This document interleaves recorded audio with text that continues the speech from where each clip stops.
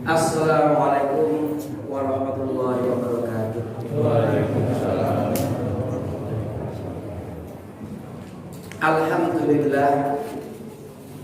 Alhamdulillahirabbil alamin.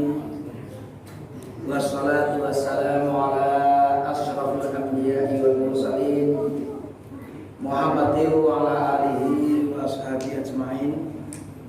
Asyhadu an la ilaha illallah wahdahu la syarika lah wa asyhadu anna Muhammadan abduhu wa rasuluhu la nabiyya ba'dah. Allahumma shalli ala Muhammad wa ala alihi wa ashabihi ajma'in. Amma ba'd. Bapak-bapak, ibu sekalian yang berbahagia, pertama mari kita selalu panjatkan puji syukur kehadirat Allah Subhanahu wa taala atas segala nikmat yang telah diberikannya kepada kita semua, khususnya nikmat iman dan Islam.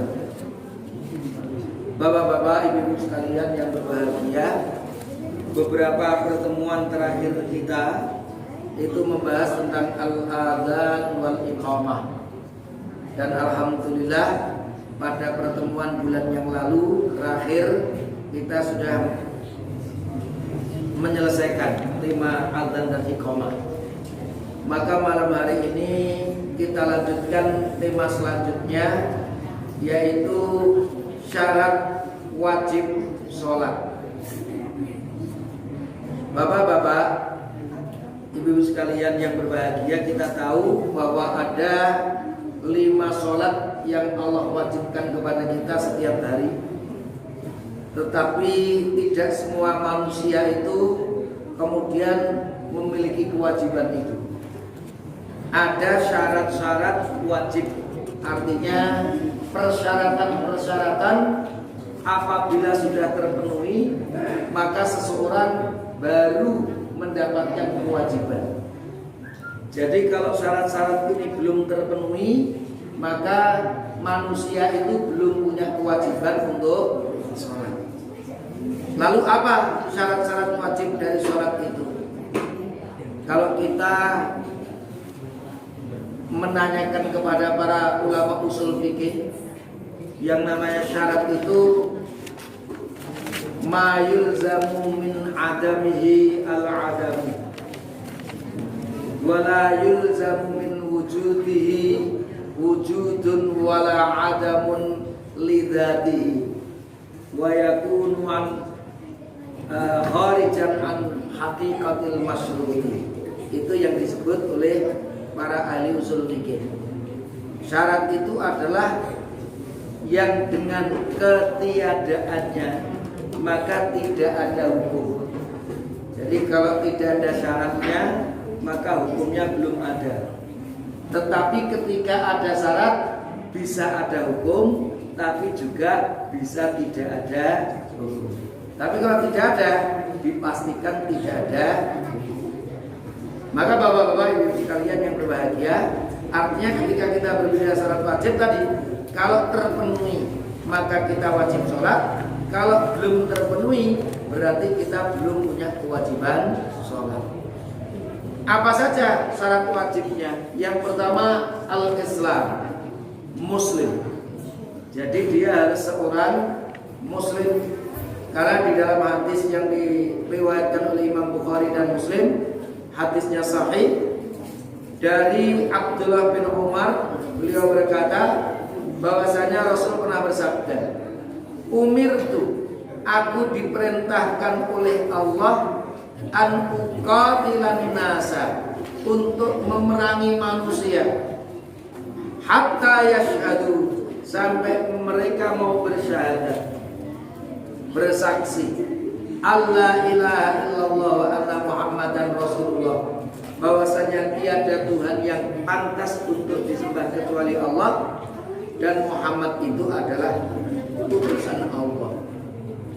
Wa yuqimus sholata, dan kalau mereka sudah mau bersyahadat, wa yuqimus sholat, maka mereka mendirikan sholat. Jadi sholat ini disebut oleh Rasul setelah syahadat. Artinya sebelum bersyahadat maka belum ada perintah untuk sholat. Ini juga sama. ketika ini hadisnya juga diriwayatkan oleh Imam Bukhari dan Muslim dari sahabat Abdullah bin Abbas radhiyallahu anhu. Ketika sahabat Abdullah bin Abbas bercerita, ketika Rasulullah mengutus sahabat Mu'adz ibn Jabal ilal Yaman ke Yaman untuk menjadi hakim di Yaman sana, qala, maka Rasul bersabda kepada Mu'adz bin Jabal, wahai Mu'adz, innaka taqdamu ala qaumin ahli kitab. Kamu nanti di sana ketemu banyak kaum ahlul kitab. Fal yakun awwal ma tad'uhum ilaihi ibadatullahi azza wa jalla. Maka yang pertama hendaknya kamu ajarkan, kamu ajak kepada mereka itu untuk beribadah kepada Allah. Fa idza arafullah, apabila mereka sudah mengenal Allah, fa akhbir, maka beritahu mereka annallaha farada alaihim khamsa shalawatin fi yaumihim wa lailatihim. Kalau mereka sudah mengenal Allah, maka beritahu mereka bahwa Allah mewajibkan mereka sholat 5 waktu sehari semalam.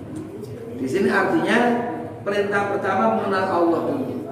Maka bapak-bapak, ibu-ibu, ketika wahyu itu turun kepada Allah, itu pertama bukan aqimus sholat, tapi wahyu yang pertama turun itu apa? Iqra. Iqra bismi rabbikal ladzi khalaq. Iqra, bacalah. Artinya membaca ini untuk mengenal Allah. Karena bapak-bapak, ibu-ibu, kalau kita menghadap Allah, umpamanya kita sholat maghrib, tapi kita belum mengenal Allah, nah yang kita sembah itu siapa? Nanti kita nggak mudeng lagi. Kita sholat ini jengkang-jengking ini, terus piye ini? Karena mudeng karena tidak mengenal Allah Subhanahu wa ta'ala. Karena Allah yang kita sembah itu dengan yang mereka sembah beda. Itu bisa kita baca dalam surah Al-Kafirun. Jadi dulu orang-orang kafir Quraisy itu ketika datang dakwah Rasulullah ini, mereka bergaya nih, Muhammad gimana kalau nanti kamu, saya atau kita beribadah seperti agamamu, tapi kamu juga ikut beribadah seperti agamaku. Maka turunlah ayat itu, qul ya ayyuhal kafirun, hai Muhammad, katakanlah kepada orang-orang kafir, la a'budu ma ta'budu, aku tidak menyembah apa yang kamu sembah, dan kamu tidak menyembah apa yang aku sembah. Lakum dinukum waliyan, agamamu agamamu, agamaku agamaku. Karena yang disembah berbeda. Maka kalau kita tidak mengenal Allah, maka siapa nanti kita sholat menyembah siapa? Maka harus tahu dulu siapa Allah, ya, dengan apa itu bersyahadat kepada Allah Subhanahu wa ta'ala, dan juga apa itu mengakui Rasulullah adalah utusan Allah Subhanahu wa ta'ala. Bapak-bapak, ibu sekalian yang berbahagia, bukan berarti nanti kalau dia itu tidak muslim berarti itu tidak ada kewajiban, berarti tidak dosa. Bukan demikian. Mereka orang-orang kafir kalau di dalam agama kita nanti kekal di dalam neraka. Maka ya kita wajib bersyukur karena kita menjadi seorang muslim. Tapi menjadi seorang muslim pun juga belum cukup. Syarat yang kedua, dia berakal. Jadi kalau muslim itu belum punya akal atau belum sempurna akalnya, maka juga belum punya kewajiban sholat. Di dalam hadis yang diriwayatkan oleh Abu Dawud, bapak-bapak ibu-ibu, Rasul bersabda, rufi'al qalamu an salasatin. Pena itu diangkat dari 3 kelompok. Pena diangkat itu artinya apa? Tidak dituliskan. Jadi perbuatannya belum dianggap oleh Allah, penanya tidak ditulis. Kalau pena ditulis artinya kalau orang itu taat dapat pahala, kalau orang itu durhaka kepada Allah akan dapat apa itu dosa. Tapi penanya diangkat, tidak ditulis. Kepada siapa? 3 kelompok yang tidur sampai bangun. Jadi kalau orang tidur sampai dia bangun, itu pena diangkat. Artinya kalau orang ketiduran itu enggak dosa. Jadi kalau jenengan habis sholat isya jam 12 baru tidur, bangun-bangun, wes jam itu esok. Dosa enggak kita enggak sholat subuh itu? Tidak dosa karena kita tidur. Kapan waktunya sholat subuh? Ketika kita bangun, disitulah waktu sholat subuh. Meskipun wes kotek sernenge karena ketiduran. Karena orang tidur itu rugi alkohol. Yang kedua, anis sobi hatta yahtalima, dari kecil sampai dia dewasa. Yang ketiga, wa anil majnuni hatta yaqila, ini yang kelima kita. Orang yang gila sampai dia benar-benar berakal. Jadi kalau orang itu gila meskipun umurnya sudah 30 tahun, 40 tahun, tapi tidak punya akal, biasa di pinggir jalan, rakatoan itu, rakatoan, ramudin. Nek ditrikai idul jawabnya ngalor. Joko sombong naik ojek, tidak nyambung ojek. Dan ditrikai orang nyambung. Nah itu berarti dia tidak berakal, maka dia tidak berdosa. Tidak berdosa ketika dia tidak sholat, karena tidak punya akal. Termasuk yang belum wajib sholat itu bapak-bapak ibu, mumayyiz. Mumayyiz itu jelang dewasa. Jelang dewasa. Akalnya sudah punya, tapi oleh agama disebut belum sempurna. Lalu bapak-bapak ibu-ibu, untuk mengetahui seseorang itu akalnya sudah sempurna atau belum gimana ya? Karena mumayyiz itu sudah punya akal, tapi akalnya dianggap belum sempurna, sehingga dia juga belum punya kewajiban sholat. Lalu untuk mendeteksi gimana itu akal sempurna atau belum? Sulit ya Bu? Akal seseorang itu sempurna atau belum itu mendeteksinya pakai apa? Karena sulit, maka Allah memberikan kita kemudahan. Caranya bagaimana? Caranya mendeteksi yaitu dengan al-qulu, dewasa. Jadi untuk mendeteksi kesempurnaan akal itu agama menyederhanakan dengan apa? Dengan al-qulu, kedewasaan. Nah, dewasa ini kalau laki-laki sudah junub, kalau perempuan sudah haid. Jadi dulu, jadi tanda-tanda kedewasaannya seperti itu. Anis sobiyi hatta yahtalima, dari bayi sampai dia bermimpi. Bermimpi itu maksudnya mimpi basah. Jadi sudah mulai bermimpi ini maksudnya sudah mimpi basah, sudah mulai junub, maksudnya seperti itu. Kalau wanita ini anis sobiyi hatta yahtalima, dari kecil sampai dia besar, yaitu dewasa. Kalau untuk itulah kurang lebih keterangan bahwa apa itu untuk mendeteksi akalnya sempurna atau belum ini bagaimana, yaitu dengan kedewasaan. Kalau wanita sudah haid, kalau laki-laki sudah junub, itu berarti akalnya dianggap sudah sempurna. Maka nanti kalau kita punya anak-anak perempuan wis gede ningrung haid, belum datang haid, wis pinter hitungan matematika 10/10 ya mudeng, duit 10.000 rusak jelek ditukar 5.000 nang singanya ra gelem moh 5.000, artinya akalnya itu udah jalan. Tapi kalau dia belum haid, maka dia disebut belum dewasa, mumayyiz, belum wajib sholat. Tapi begitu sudah mulai apa itu haid, sudah mulai kaget, kok ada yang jual ini, itu sudah mulai bertanya kepada orang tuanya, itu berarti dia sudah masuk dewasa, berarti dia sudah oleh agama dianggap akalnya sempurna. Itulah agama kita memberikan kemudahan untuk mendeteksi kesempurnaan agama.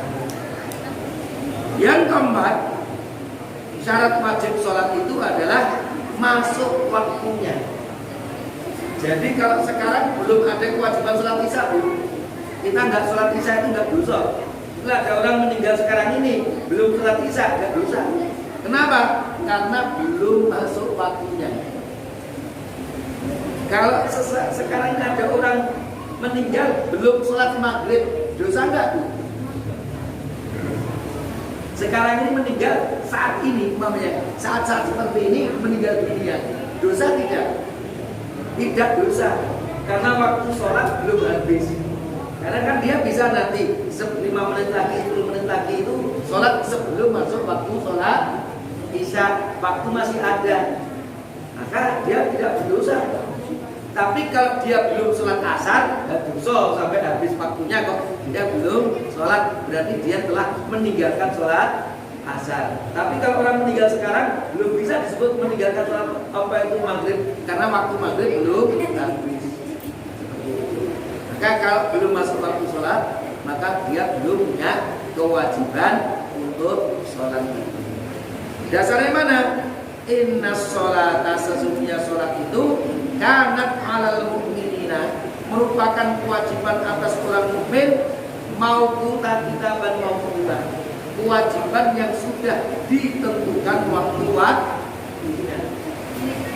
Kapan waktu subuh? Ketika muncul fajar yang shorting. Kapan waktu zuhur? Ketika matahari sudah tergelincir ke arah barat. Kapan waktu asar? Ketika bayangan itu sudah lebih panjang dari bendanya. Jadi setelah zuhur, matahari semakin ke barat, semakin agak tenggelam, itu ketika nanti bendanya 1 meter, kok ternyata bayangannya 1 meter lebih, maka itu berarti sudah masuk waktu asar. Kapan masuk waktu maghrib? Ketika matahari tenggelam. Ketika matahari tenggelam, maka masuk waktu maghrib. Kapan waktu isya? Waktu isya itu itu muncul ketika sisa-sisa sinar matahari di barat, di ufuk barat itu hilang. Jadi bapak-bapak ibu, ketika matahari tenggelam, itu kan tidak langsung gelap. Matahari tenggelam, tapi sinarnya masih. Nah, ketika sinarnya masih itu waktu maghrib, sampai sinarnya benar-benar hilang. Begitu di barat sana itu gelap, tidak ada semburat oren atau semburat merah jingga, sudah hilang menjadi hitam, maka itu berarti waktu maghrib sudah habis. Lalu bagaimana cara kita menentukannya? Kan gitu loh. Menentukan waktu sholat. Kalau zaman Rasul itu sederhana. Zaman Rasul itu sederhana. Ini ada ukuran seperti ini. Kalau saya gambarkan sederhana lagi bapak-bapak ibu-ibu, di zaman Rasul itu biasanya di dekat masjid itu ditancapkan tombak. Nanti dari tombak itu juga dilingkari. Tombaknya 1 meter, lingkarannya itu dari tombak juga sepanjang 1 meter. Nah, nanti kalau umpamanya ini kan timur, ini barat kan begitu. Ini tombaknya atau tongkatnya ini, tongkat atau tombak begitu ya. Artinya apa? Apa itu ketika nanti sudah ada tanda bahwa matahari itu tergelincir ke arah barat, maka sudah masuk waktu sholat zuhur. Jadi kalau ditancap kayak gitu ya, itu ada apa itu bayangan benda itu sudah mulai ke timur sedikit, berarti matahari sudah tergelincir ke arah itu. Kalau apa itu ukurannya seperti ini. Untuk mengetahui waktu zuhur mamanya secara tepat, maka bisa ditempuh cara sebagai berikut. Tancapkan tiang sepanjang 1 meter, lebih panjang lebih baik, secara tegak lurus dengan bumi. Jangan sampai miring. Kalau miring menjadi ukurannya salah. Buatlah lingkaran-lingkaran dengan tiang sebagai titik pusatnya. Usahakan sisi diameter antara lingkaran tidak terlalu besar, sehingga perhitungannya lebih teliti. Nanti lebih kurang pukul 11.30 muadzin harus mulai mengamati panjang bayangan pada lingkaran yang berpusat pada tiang itu yang biasa kita sebutkan gambarnya. Akan didapati bayangan akan semakin memendek dan sekaligus mengalami pergeseran titik ke arah timur. Suatu saat bayangan tersebut akan mencapai titik jenuh selama beberapa saat. Itu nanti disebut waktu makro. Karena memang matahari tidak selalu tepat di atas kita. Kadang-kadang agak selatan, kadang-kadang agak utara. Temponya lebih kurang sekitar 10 menit atau 15 menit. Waktu ini disebut waktu makro. Setelah melampaui waktu makro, bayangan akan mulai memanjang lagi, sudah mulai ke arah timur. maka disitulah apa itu waktu. Kita dulu agak kuat itu untuk adzan zuhur itu harus pakai alat itu karena belum ada almanak seperti kita sekarang ini, belum ada jadwal waktu sholat digital. Sedangkan akhir waktu zuhur adalah ketika panjang bayangan sama panjang dengan dan seterusnya. Jadi kalau jam matahari yang ada di Masjid Sultan Mahmud Badaruddin Joyowikramo atau Masjid Agung Palembang ini masih ada, karena itu ada tandanya itu. Jadi ini digunakan untuk mengukur keberadaan atau posisi matahari, kapan tidur, kapan asarnya, gitu. Kalau menentukan waktu sholat zaman sekarang itu kebanyakan masjid sekarang itu sudah pakai jadwal almanak, ini pakai ilmu hisab kalau begini. Jadi kalau dulu zaman Rasul belum ada alat ini, tapi sekarang sudah ada alat namanya alat ilmu hisab. Nah ini untuk sholat seperti ini, jadwal waktu sholat wilayah Surakarta. Sekarang modelnya seperti itu. Tidak ada lagi muadzin yang atau masjid sing bangun itu lingkaran sama apa itu tongkat itu 1 meter itu nggak melihat. Ya seperti ini tadi di Palembang ada ini ada itu, saya yakin sekarang sudah tidak digunakan. Itu hanya dulu pernah digunakan. Tapi setelah apa itu ada ilmu yang baru yaitu ilmu falak atau ilmu hisab, maka sholat sekarang sudah menggunakan ini. Atau sekarang lebih sederhana pakai waktu digital. Sekarang jam berapa zuhurnya? Nggak perlu lihat posisi matahari. Saya kira tergelincir ke arah barat belum. Saya yakin sekarang nggak ada di muadzin yang begitu. Tapi cukup melihat, wah ini hari ini jam 11 lebih 49 pakai begitu. Begitu sudah masuk waktunya, langsung ada sholat zuhur. Kira-kira seperti itu. Itulah kurang lebih. Jadi bahasanya dengan adanya ilmu dan teknologi itu ternyata beribadah pun juga semakin mudah. Jadi dengan ilmu dan teknologi itu juga ikut membantu memudahkan ibadah kita. Jadi ibadah itu mungkin yang ruwet itu. Muadzin setiap hari itu kan harus begitu. Ini sudah mulai terpikir itu rada ruwet itu. Apalagi di Indonesia sing waktunya mendung, itu lebih sulit lagi. Jadi jam sholat 7.30 kok mendung. Lagi dia ini matahari kapan tergelincir? Kangelan itu nanti. Kalau di Arab sana kan jarang namanya mendung. Saya itu di Baghdad itu ketemu hujan itu bisa dihitung jari itu. 9 tahun di Baghdad itu ketemu hujan, itu bisa dihitung jari. Jarang sekali. Setahun itu paling sekali 2 kali hujan itu. Kalau di kita musim mendungnya lagi, itu kesulitan itu muadzin itu. Dia caranya sholat kalau menggunakan cara yang tradisional. Tapi dengan adanya ilmu pengetahuan, maka itu memudahkan kita untuk sholat. Labok mendung hujan sejenis apapun, matahari ini raketok, tapi menurut astronomi, menurut ilmu falak ini, untuk ukuran hari ini sudah masuk waktu zuhur, langsung yakin nggak perlu ragu-ragu, dan itulah kurang lebih apa itu untuk mendeteksi masuk waktu sholat. Yang terakhir ini khusus bagi para wanita, yaitu sudah bersih dari haid dan nifas. Karena kalau wanita itu sudah haid, sudah mulai haid, itu tanda dewasa. Tapi ketika seorang wanita yang dewasa itu muncul darah haidnya, maka kewajibannya gugur.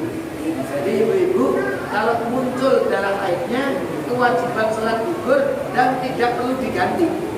Jadi kalau haidnya 7 hari, ya 7 hari itu perai libur, nggak perlu diganti. Tapi kalau puasa Ramadan itu memang harus diganti 2 hari ya haid. Tapi kalau untuk sholat 5 waktu, hari libur. Namanya hari ini jam seperti ini, tahu-tahu seorang wanita haid, maka nanti apa itu sholat isya-nya sampai sepekan ke depan itu tidak ada kewajiban.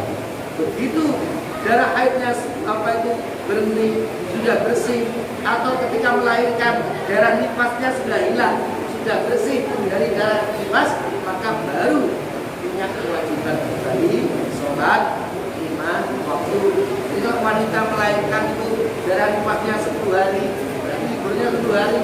Kalau 25 hari, berarti 25 hari libur. Kalau 40 hari baru berhenti darahnya, maka 40 hari itu libur sholatnya. Karena sampai berhenti apa itu darah nifasnya itulah kurang lebih dalil-dalilnya seperti ini. Idza akbarat haidatu tuki, kalau darah haidmu muncul wada'is sholat, maka tinggalkanlah sholat. Ini sabda Rasul kepada wanita. Kalau darah haid muncul, tinggalkan sholat. Wa idza akbarat, kalau sudah mulai berhenti darahnya, waghsili, maka mandi. Bersihkanlah darah itu, basuhlah darah itu, mandi, summa sholli, setelah itu sholatlah. Ini sabda Rasulullah. Juga sama hadisnya An-Nasai, idza akbalatil haidatu, apabila akbal al-haidah, apabila datang darah haidmu, maka tinggalkanlah sholat, dan kalau sudah selesai faghtasili, maka mandilah. Kalau sudah mandi sudah punya kewajiban sholat kembali. Itulah syarat-syarat wajib, ada 5. Muslim, berakal, balik, sudah masuk waktunya, dan khusus bagi wanita ditambah 1, bersih dari haid dan nifas.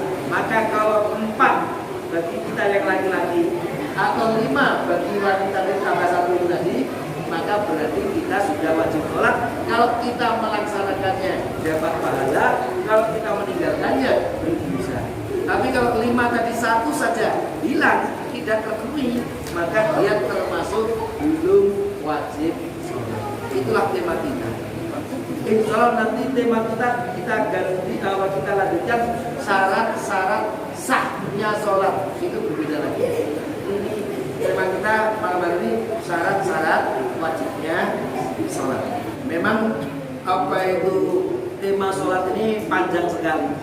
Jadi nanti mungkin kita setahun lebih itu temanya sholat belum selesai. Jadi kemarin sudah apa itu kedudukan sholat dalam Islam, waktu-waktu sholat, waktu-waktu dilarang sholat, tempat-tempat dilarang sholat, kan gitu. Sampai azan dan iqamah. Kita barusan syarat wajibnya, nanti syarat sahnya. Nanti tambah kita rukun-rukun sholat itu apa saja. Ditambah lagi yang disunahkan dalam sholat itu apa saja, ada 2 macam. Kesunahan itu berupa yang diucapkan, ada juga kesunahan yang berupa dilakukan.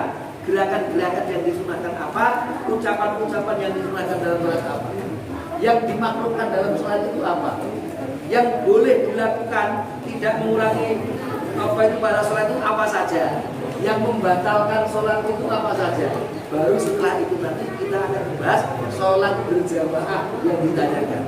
Nanti paling tidak ada 4 tema besar ketika kita sholat berjamaah, tentang kedudukannya, hukumnya, waktunya, tempatnya kan itu, batas minimalnya, keutamaannya, itu yang pertama.